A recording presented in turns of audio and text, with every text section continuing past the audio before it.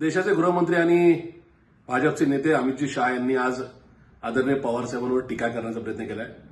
मुळातच हा सूर्यावर थुकल्यानंतर स्वतःच्याच तोंडावर ज्या प्रकारे थुंकी उडती तशा प्रकारचा प्रकार आहे असं मला या ठिकाणी सांगावंसं वाटतंय. त्याचं कारण आहे की या ठिकाणी महाराष्ट्राशी किंवा एकूण राजकारणात दगाफटक्याचा संदर्भातला आरोप आदरणीय पवारसाहेबांवर केलेला आहे. पण अमितजी शहा आणि त्यांच्या पक्षाचा एकूण मागचा 12-15 वर्षाचा ट्रॅक रेकॉर्ड जर पाहिला तर त्यांनी देशातल्या कुठल्याही राज्यामध्ये कशी प्रकारची फोडाफोडी केली हे आता त्या ठिकाणी लपून राहिलेलं नाही.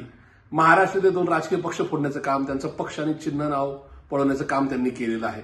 त्याचबरोबर या ठिकाणी देशातल्या वेगवेगळ्या राज्यामध्ये राजकीय संस्कृतीच त्या ठिकाणी संपवण्याचा प्रयत्न जे अमितजी शहा यांनी केलेला आहे आणि त्याच्यानंतर आदरणीय पवारसाहेबांवर त्यांनी टीका करावं हे निश्चित हास्यास्पद आणि किळसवार आहे असं मला वाटतं.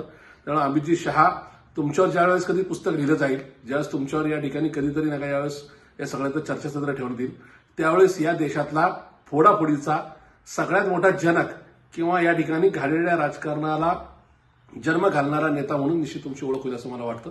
त्याच्यामुळं आजची टीका महाराष्ट्राची जनता ही निश्चित हास्यास्पद आणि एकूणच किळसवाण्या स्वरूपात घेते असं मला वाटतं.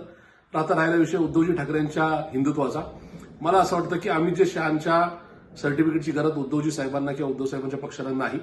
कारण की उद्धव साहेबांनी महाराष्ट्राचा स्वाभिमान आणि या ठिकाणी आत्मसन्मान बाळगण्याकरता त्यांच्याशी युती तोडली आणि ज्या पद्धतीने त्यांचा पक्ष त्यांनी चोरला किंवा एकूणच त्यांची मंडळी या ठिकाणी पळून नेण्याचा प्रयत्न केला ही महाराष्ट्राची जनता जाणते की या ठिकाणी नेमकं हिंदुत्व कुणाचं आणि नेमका हा जो काय अत्याचार आहे तो कुणी कुणावर केला. त्याच्यामुळं आदरणीय पवारसाहेबांवर उद्धव साहेबांवर टीका करताना अमितजी शहा आणि त्यांच्या पक्षांनी 10 वेळा विचार करा एवढी माझी त्यांना नक्की विनंती आहे.